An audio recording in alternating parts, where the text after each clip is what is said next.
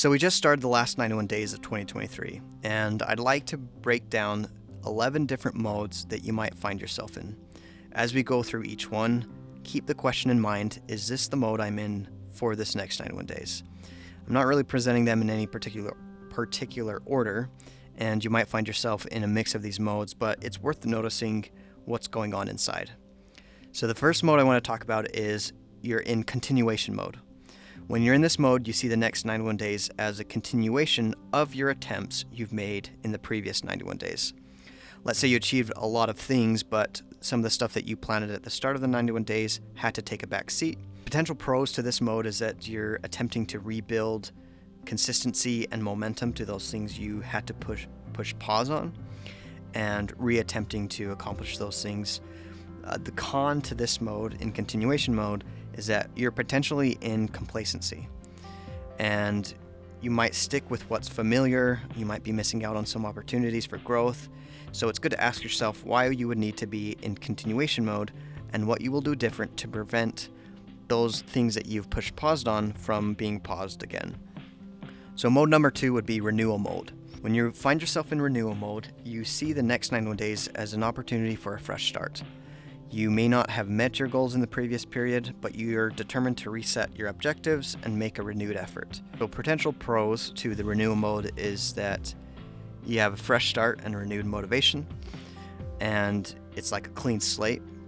It's a chance to learn from the past mistakes and apply those lessons to new goals, and it can be really motivating. So renewing, you're kind of getting sick of how things have been, and you're going to do things in the right way where it'll be renewed, it'll be a new area of your life. Potential cons to this mode is that you are going through and you're acknowledging some of those past shortcomings, and maybe there's a lot of pressure to make significant improvements, and this might lead to setting some unrealistic expectations and can set you up for disappointment.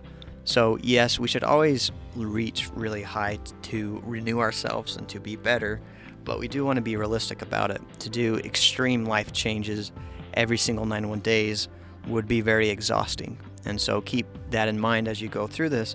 If this is a true renewal mode, then I'm going to have a lot of strength and motivation and energy towards that renewal. Mode number 3 might be regretful mode. Maybe you're in a regretful mode where you're disappointed in your performance over the last 91 days. Maybe you've fallen short in some of the things in your life, some of your goals you weren't able to meet. Feeling regretful can be a powerful motivator. It means you care about your goals and you want to do better. It means that it's an opportunity for personal growth and resilience. And some cons to the regretful mode may be that you're in too deep in frustration and disappointment. And if you're dwelling too much on the past failures, it can be paralyzing. So it's important to strike a balance between acknowledging your mistakes and moving forward. And also important to acknowledge, if you're in regretful mode, that's going to eat at a lot of the motivation that you might have. Mode number 4 would be motivated mode. Motivated mode is when you're highly motivated when you enter the next 91 days. You have clear objectives and are excited about the possibilities. Your motivation could come from past successes or a strong desire to achieve your goals. This motivated mode is essentially, yes, I'm going to take this next 91 days and I'm going to conquer it. This is usually what I see people jump into when they're very first excited about the 91 day and they say, this is the solution to a lot of my problems. This is that high energy and determination. So the pros to it is when you're highly motivated, you're more likely to take action and persevere in the face of challenges. This mode can lead to great achievements and personal satisfaction. The risk of motivation mode is that you may experience burnout, and there's a risk of burnout if you don't manage your energy and your expectations throughout that 91 day. So balance is key to sustain motivation over time. You may be riding a motivation high and have a lack of motivation low coming just around the corner. So again, if you feel like you're in that motivated mode, you're going to make it happen. Make sure that you're clear about your expectations and those things are grounded in doable actions, that you haven't set the bar so high that you have this massive crash that's coming at the end of the 91 days. Mode number 5 would be proactive mode. When you're in proactive mode, you're actively planning and strategizing for the next 91 days. you have well-defined roadmap and are prepared to take deliberate actions to achieve your goals. That proactive mode, you're essentially planning. Maybe you're planning for next year. In this next 91 days, this is the last 91 days of this year, and you want to plan for the next 91 days. Being proactive, being in that proactive mode, is that you're setting yourself up to be ready for the next year. So you're using your 91 day to set up your next 91 day, but also your next year in proactive mode. The pros to this is that you are prepared and you have strategic thinking. Potential con in this mode is risk of overplanning. Overplanning can lead to analysis paralysis. It's important to strike a balance between planning and taking action. And if you're in proactive mode, make sure that you have a set time where you're going to get out of proactive mode and that you're not going to get stuck in preparing. Mode number 6 would be complacent mode. So unfortunately, there are times when you might find yourself in a complacent mode, believing that you have enough time to achieve your goals before the end of the year, or that you're not really worried too much about next year. So you may not feel a sense of urgency and could underestimate the importance of these next 91 days. Potential pro for complacent mode is if you have been doing a ton and you've accomplished a lot over the course of the 91 days for this year, maybe you do find yourself in that complacent mode where you're relaxed and you may enjoy the absence of stress, especially if you've had intense period of productivity the last 91 days. Potential con is that maybe you're in complacent mode and you shouldn't be in complacent mode, and that you're relaxing and resting, but you're not estimating what you can do this next 91 days accurately.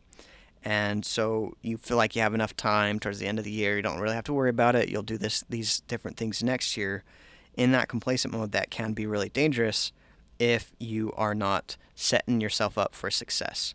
It is different if you're already all planned out and you've been proactive enough. Maybe the first of the 91 days, you're proactive to be able to set up for next year. But then at the end of it, you are complacent when the holidays and things come around, maybe. So it's good to understand and recognize which mode you are in. Mode number 7 is overwhelmed mode. You might be feeling overwhelmed from everything that's happened the last 91 days, and it's making you even more overwhelmed moving into these next 91 days. Especially if you have some significant things to accomplish, you have a lot on the line, things that really need to get through, or drastic changes will happen. Overwhelmed mode, you may need to break your objectives down into smaller, more manageable tasks to alleviate this feeling, but sometimes you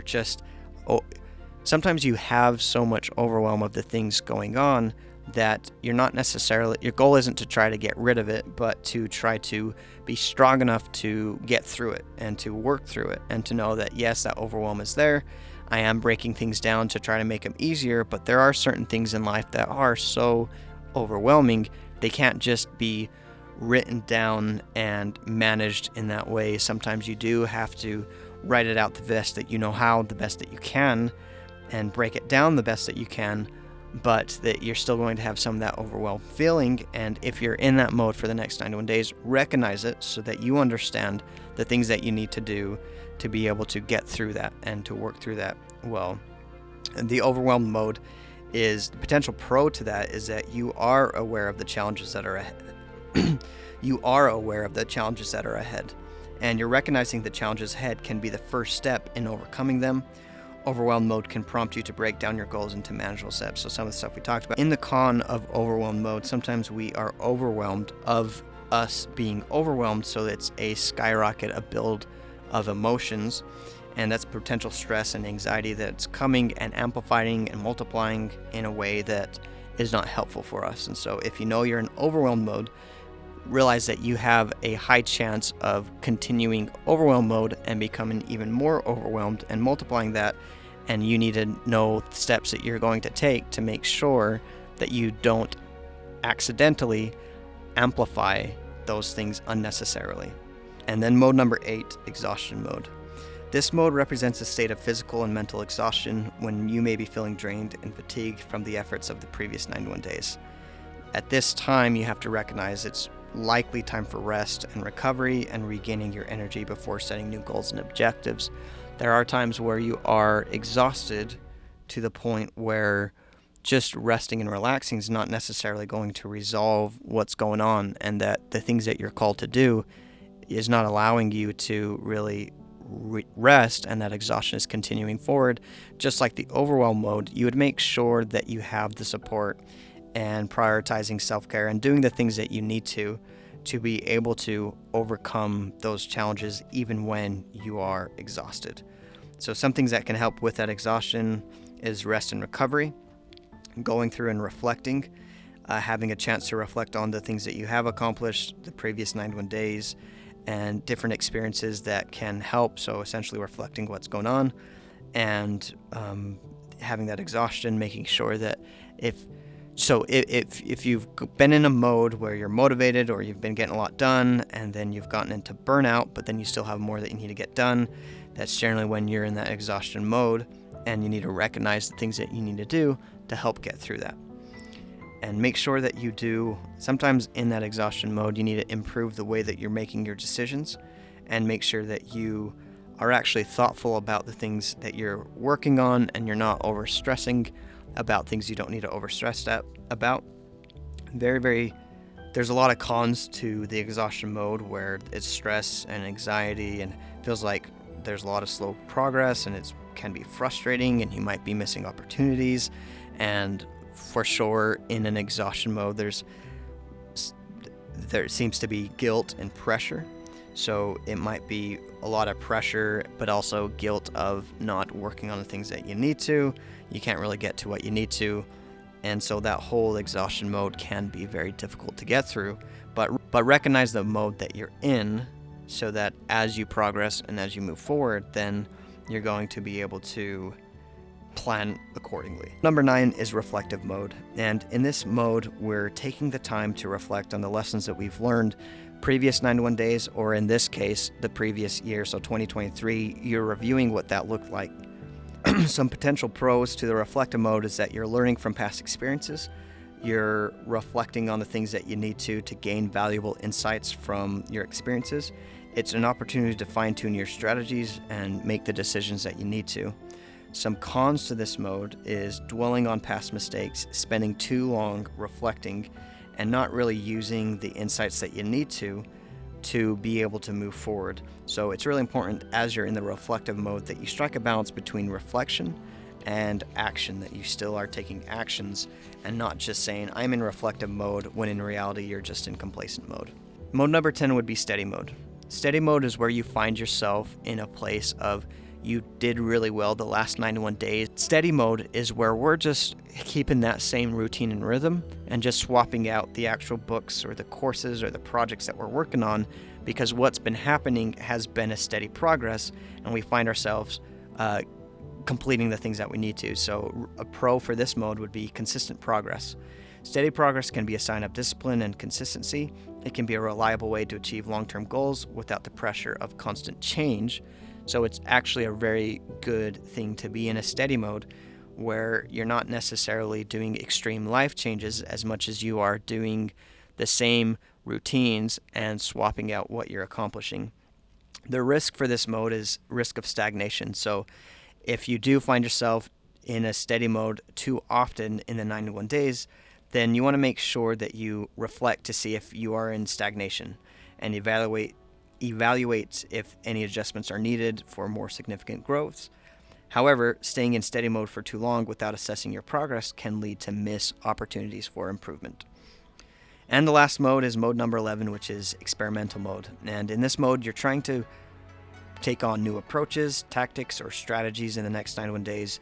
You're willing to experiment to see if you can achieve better results by using different maybe processes or softwares or whatever it is, to say this in this mode, I really am just experimenting these new things.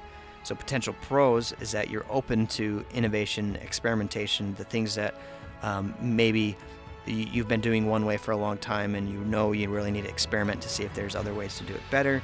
This can lead to a lot of breakthroughs and finding more effective ways of achieving your goals.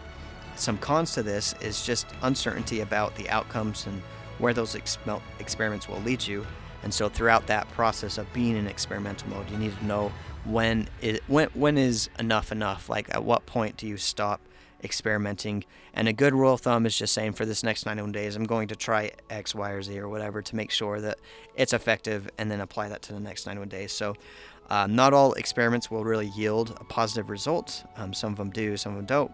But it's important to be open to that failure and learn from the unsuccessful attempts as you move out of experimental mode into more of a steady mode or a motivation mode or whatever. So really important to just think about what these different modes are and what they mean for you, and knowing what emotions come up when you are in any of these modes.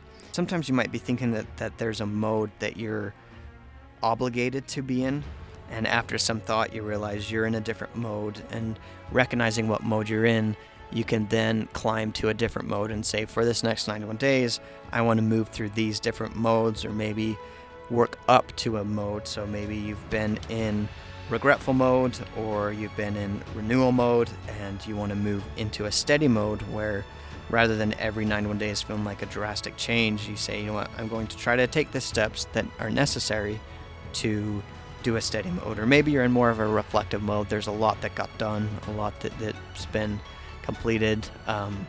It's felt like 4 years, going through the 91 days 4 times a year. It may feel like 4 years, and so you need some time to reflect or spend time with family or whatnot. But that's all I have for the weekly Jumpstart. Thank you for taking the time to go through it, and I'll talk to you later.